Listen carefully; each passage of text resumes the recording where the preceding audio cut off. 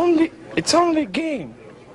Why you have to be mad? What is up, heroes of Dominion? My name is Charlie. This is Hero War Central, and in this video, we're going to talk a little bit about the death of the team on the rights and the nature of Hero Wars as a whole. I like to do educational and entertaining videos about Hero Wars, specifically the Facebook and web version of the game. If that sounds like something you might be interested in, please consider subscribing. Turn on notifications to never miss a video. All right, so the team on the rights, we have, the Dante. Let's just go ahead and watch it. Watch the fight real quick. The Dante, Nebula, Orion, Augustus, Dorian team.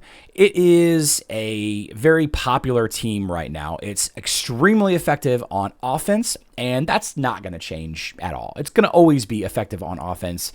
You can't use the counter heroes on defense every time. Like in Clash of Worlds and Grand Arena, you're always going to have situations where you're just not going to have the opportunity to have the right heroes on defense for every attack. You can't just hope that the attacking team doesn't have the right line. And, it's just the nature of offense. Anyway, there's a bunch of winning offensive teams. But the reason why this team works so well is a couple of different reasons. And the big ones that I kind of want to talk about today is the offensive tank that by himself does a really, really good job at countering the heroes that counters Augustus and Orion. You have Isaac to counter the magic damage. You have Sebastian to counter the supercharge marks or whatever it is that Augustus applies that converts all the damage to pure damage. And, the hope is that Dante kills Isaac, Sebastian, etc. before they can slow them down enough that your team can win. And that's all well and good, right? It is, in fact, how you counter this team. Generally speaking, Orion's going to be the highest damage on this line. It's a combination of the magic penetration artifact, the speed at which Orion attacks because of his bonus energy ability, and the pure damage conversion that Augustus gives Orion. So, the stacking magic penetration, the reduction of the magic defense, the high speed damage, it's pretty amazing. And we have an upcoming hero named Liria who's designed to kind of counter dodge heroes, right? We've talked about him a couple of times already. And again, she's not in the game yet, and we don't really know exactly the team that she's going to be effective in. A lot of people are saying Kira. A lot of people are saying put her with, Qing Mao. The obvious choice is sticking her with undead heroes. It is worth noting that I don't think that she herself is undead, and that does matter for Morrigan's bone armor. This boosts the defense of undead allies and increases the amount of healing they get. Moonlight heals an undead ally. So I don't think that Liria actually counts as an undead hero. We'll know for sure whenever she gets added, in a week or two or whenever the event starts.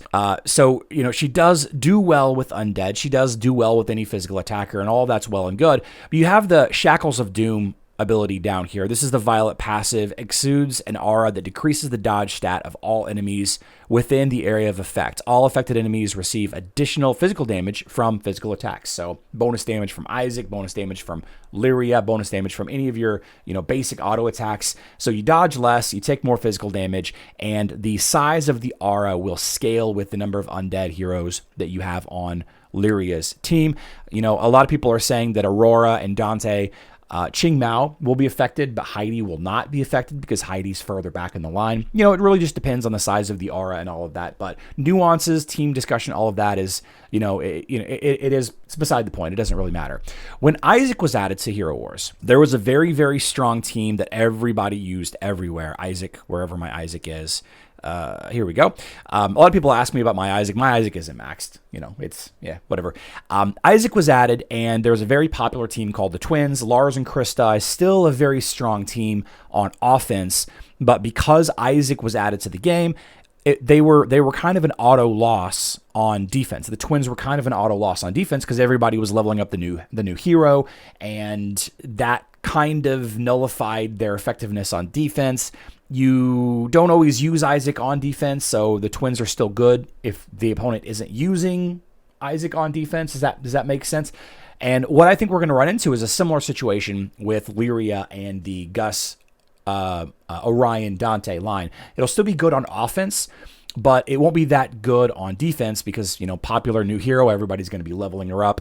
I just can't see them sticking around. So the dodge is going to be very impactful for Dante for a couple of different reasons. First and foremost, Dante has one of the highest dodge rates in the game. The ultimate ability does a lot of damage, and the idea of Cain with Dante, Cain is the pet that every 3 hits fills up, every 3 dodges, Dante will fill up his energy bar to full, and you'll be able, you'll be ulting, every 3rd round of attacks. It's kind of ridiculous how good Cain is with Dante.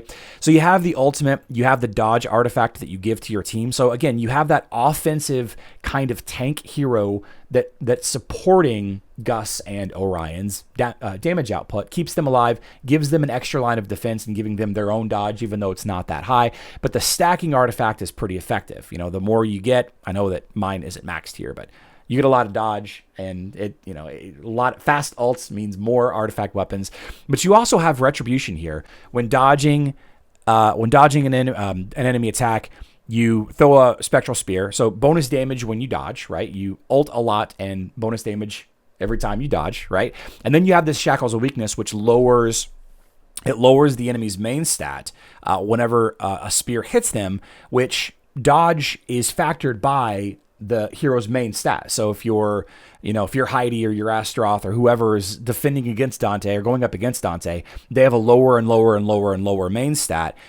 Their dodge rates, Dante's dodge rate gets higher and higher and higher. So what we have is a hero that a good chunk of his toolkit is going to be kind of nullified, right? It's going to be reduced dramatically. And that's well and good, but that's not the important reason why Liria is going to basically remove Gus Orion teams from the meta, from the popularity contest that is Hero Wars. You're not going to see him on defense anymore when she comes out. And I know it's a pretty bold statement, but I want you to take a look at the damage numbers here.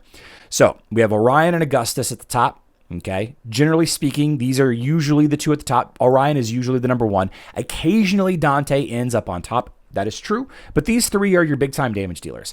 With the lower ult rate, because of the lower dodge, with the less common retribution spears being thrown because of the lower dodge, with the less shackles of whatever it was called because of the lower dodge that Liria provides, Dante's damage output is going to continue to be lower. It's still going to be good, right? It's going to be higher than Nebulas and Dorians because they don't really do much attacks, but it's never going to be number 1. And that's where the Children of the Grave blue skill comes in. Every couple of seconds, the Liria summons 3 spirits. The spirits chase the enemy who has the most damage dealt for 10 seconds. And that hero can only target the spirits for those 10 seconds.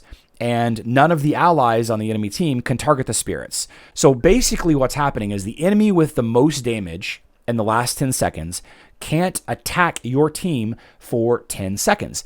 Taking a look at a couple of really, really important abilities on heroes. If target afflicted by superconductivity takes magic damage that fully penetrates their magic defense, they take pure damage instead.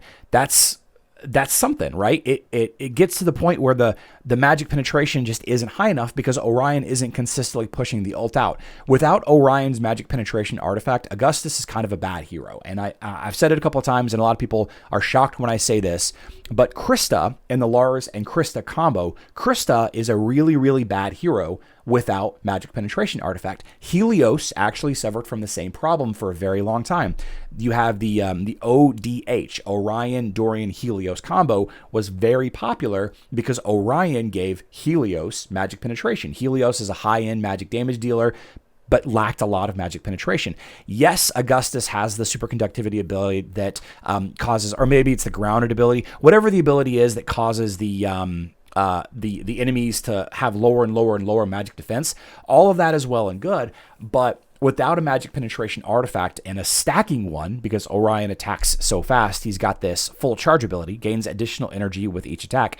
Without that bonus stacking artifact weapon, Augustus just isn't going to be putting out pure damage anymore, which means that, Isaac will counter him even faster. And if Lyria's Children of the Grave targets Augustus instead of Orion, the superconductivity ability will last for 6 seconds. And if it doesn't re-up, right? Each application refreshes the duration of all active superconductivity on the target. So if Augustus is attacking somebody else for 10 seconds, all of the minus magic defense stuff, you see, Augustus applies superconductivity whenever he deals damage, decreasing the target's magic defense for 6 seconds. That's going to drop off. 6 seconds is less than 10 seconds, right? So all of the advantage that Gus has, which is, the area of effect spread, the targeting the hero with the lowest magic defense, the conversion of all magic damage into pure damage.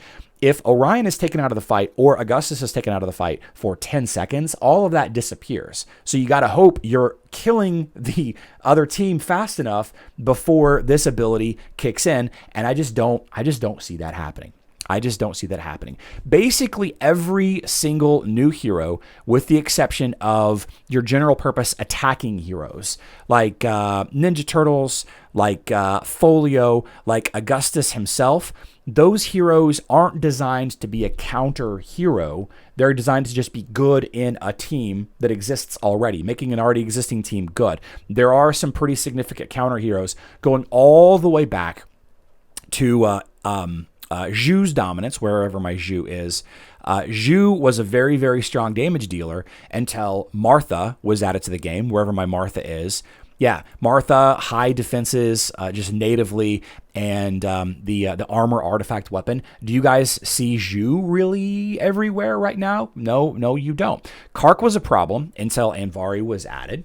Right, there was a big time issue with Lars and Krista, like I mentioned earlier, and Isaac was added. There's a lot of heroes that are added to the game that basically deletes a popular team from the meta or from the ecosystem or the environment or whatever, and they're still going to be good on offense, like I said earlier, because you can't use Isaac on defense on every team, right? You have to have 2 or 3 teams on Clash of Worlds and Grand Arena that don't have Isaac leveled up, or don't have Sebastian in the case of the control effects. Aurora, most popular tank for a very, very long time until Iris was added. Iris is a generally good attacking hero as well, but Iris makes Aurora just bad, right? If you see Aurora on the enemy team and you have the option to use Iris, then you use Iris, and Aurora is dead pretty quick.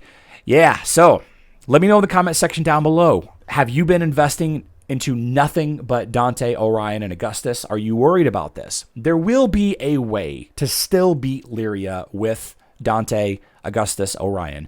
It's just going to really depend on the other heroes that the Liria team has, and then you having the options to counter those heroes, right? That's kind of how Hero Wars is. Hero Wars isn't about the best team. It's about who has the most options to use, and swapping those options out a lot. Guys, here's your weekly reminder to change your Guild War defense, to change your Clash of World defense, to change your arena defense. I've been having a lot of fun with this line on defense. It's kind of wonky, but it's working pretty well. It's working pretty well. Oh, I failed defense 3 days ago. Whatever. I wonder what it was. Let's see what it was. Iris, Zhu. Yeah, see, Iris versus my my Aurora. Absolutely. Yep. There you go. I love you all. Good luck in Dominion.